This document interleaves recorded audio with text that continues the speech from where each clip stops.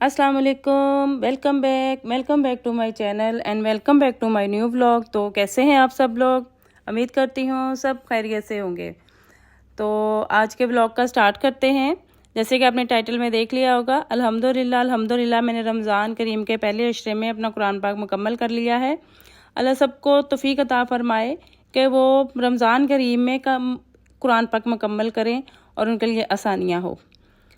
जो माएँ बहनें मतलब अपनी मसरूफियात की वजह से कुरान पाक नहीं पढ़ पाती, उनके लिए ये टिप है कि वो रोज़ाना अपनी बिज़ी लाइफ में, मसरूफ़ लाइफ में कोशिश करें कि हर नमाज के बाद 1 से 2 से 3 सफ़े उस पारे के मुकम्मल कर लिया करें। और इस तरह ये होता है कि आप डेली एक पारा पढ़ सकते हैं। मेरी आम रूटीन में रमज़ान से हटके यही रूटीन है।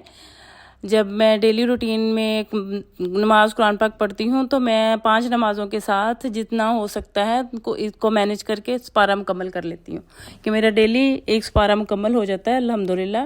लेकिन रमज़ान करीम में कुछ ज़्यादा मसरूफियत की वजह से लेकिन फिर भी मैंने पूरी कोशिश की है कि मेरा कुरान पाक मुकम्मल हो जाए पहले अशरे में। और शुक्र अल्लाह का एहसान है कि मेरा कुरान पाक मुकम्मल भी हो गया। तो अगर मुकम्मल जैसे दिन में नहीं पारा पढ़ पा रही थी तो मैं कोशिश करती थी कि मैं रात को पढ़ के फिर लेटूं। तो इसी तरह मैंने मैनेज करके मुकम्मल कर लिया है। तो आप भी कोशिश करें कि कुरान शरीफ मुकम्मल कर लें। रमज़ान करीम में ज़्यादा कर लें तो अच्छी बात है, क्योंकि रमज़ान में कुरान शरीफ नाजिल भी हुआ था और इसकी रहमतें और बरकतें भी बहुत ज़्यादा है। अल्लाह सबको कोशिश करे, सबको तौफीक अता फरमाए कि वो लोग नमाज के साथ साथ कुरान पाक में मुकम्मल कर लें और इस पर अमल करने भी तौफीक अता फरमाए। मैं साथ साथ काम में लगी हुई थी, मैं तरावियाँ पढ़ के आई थी, ये रात का टाइम था। सारा दिन की बिज़ी रूटीन इस वजह से भी थी कि शॉपिंग स्टार्ट हो गई है। तो आज फिर मैंने वो कुछ भी इतना ज़्यादा नहीं शूट किया, ना कोई वीडियो बनाई, लेकिन सुबह की सैरी की थोड़ी सी थी और फिर वही रूटीन जो बच्चों को लाना ले जाना। और उसके बाद फिर मैंने इफ्तारी की आज नहीं बनाई, क्योंकि मैं थोड़ी देर मार्केट चली गई थी। तो आके जब बहुत जल्दी में मैंने इफ्तारी की तैयारी की तो फिर मैं वीडियो नहीं बना सकी, तो और लेट भी काफ़ी हो रही थी। और ये फिर मैंने 2-3 दिन से दही लगा के रखा हुआ था, मलाई को जमा करके मक्खन निकालने के लिए। तो तरावियाँ पढ़ के आने के बाद मैंने साथ साथ ये काम स्टार्ट कर लिया। और क्योंकि अगर पड़ा रह जाता तो काफ़ी देर हो जानी थी और मैं थक भी बहुत चुकी थी, लेकिन फिर भी मुझे ये काम कंप्लीट करना था, ये संभाल के रखना था। लेकिन गैस तो नहीं थी, लेकिन मैंने फिर भी ये सारा काम किया और मक्खन वगैरह निकाल के रखा और जो रात के बर्तन थे वो किचन साफ़ किया। मेरी ये कोशिश होती है कि रात को किचन गंदा ना हो, काउंटर साफ़ हो, किचन के बर्तन साफ़ हों, क्योंकि अगर किचन के बर्तन जो खाने पीने वाले बर्तन हैं, गंदे बर्तन सिंक में पड़े रहेंगे तो उससे रिस्क में बरकत नहीं रहती। तो मेरी पूरी कोशिश होती है कि जितनी मर्ज़ी थकावट हो, मैं जितनी मर्ज़ी बिज़ी रह चुकी हूँ, देर हो जल्दी हो, तो मैं अपना किचन साफ़ करके लेटूँ। कभी ऐसा हो भी जाता है, बहुत कम ऐसा होता है कि मेरी बिल्कुल बस हुई पड़ी हो, बिल्कुल मेरी तबीयत जवाब दे चुकी हो तो किचन में काम रह जाता है।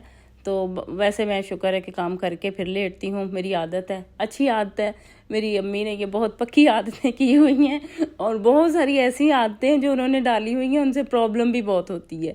कभी कभी उन पर गुस्सा भी आ जाता है कि इतने परफेक्ट मतलब आदतें बना देने की ज़रूरत क्या थी। कुछ तो गुंजाइश छोड़ देती हैं हमें कि हम लोग कुछ ऊंच नीच कर सकते हैं। ये आदतें जो घर से डली हुई हैं वो आज तक हैं।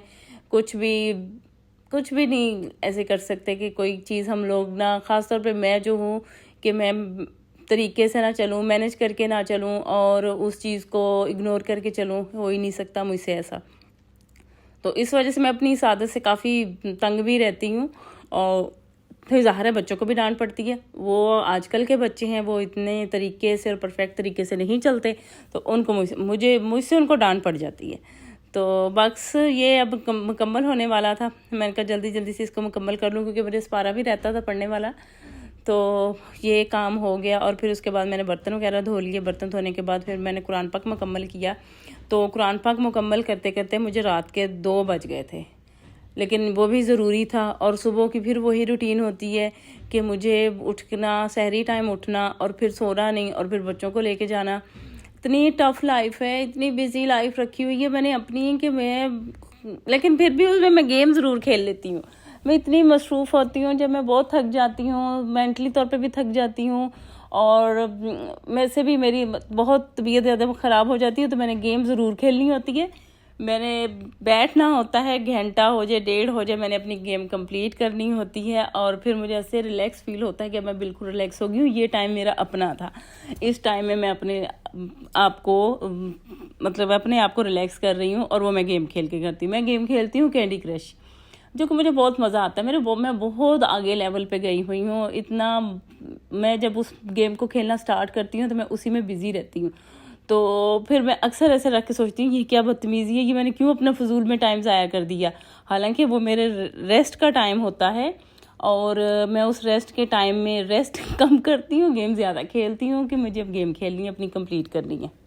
आज तो रमज़ान कुरान पाक मुकम्मल होने की खुशी में मैं तो किसी भी टॉपिक पे बात नहीं कर सकी। आज मैं अपनी डेली रूटीन के ही बारे में बात करती रही, लेकिन जो मैंने सीरीज़ स्टार्ट की है एहसास सीरीज़, उस पर मैंने कोई भी टॉपिक पे बात नहीं की, जो मैं करना भी चाह रही थी, लेकिन अजीब सी खुशी थी और इस वजह से मैं आज उस टॉपिक को स्किप कर गई। इंशाल्लाह नेक्स्ट व्लॉग में मैं ज़रूर शेयर करूँगी। अभी मेरा काम कंप्लीट हो चुका है, बस किचन के तो थोड़ा सा काम था, वो भी एंड हो गया। उसके बाद मैं वज़ू करके कुरान पाक पढ़ूँगी, पारा मुकम्मल करूँगी इंशाल्लाह। वो भी मैंने वीडियो में दिखाया है। और टाइम हो गया जी 1:50 हो चुके हैं। और अगर अभी तक आपने मेरा चैनल सब्सक्राइब नहीं किया, प्लीज़ लाइक, सब्सक्राइब और शेयर ज़रूर करें और अपने फ्रेंड एंड फैमिली के साथ शेयर करें। मिलते हैं अपने नेक्स्ट व्लॉग में इंशाल्लाह।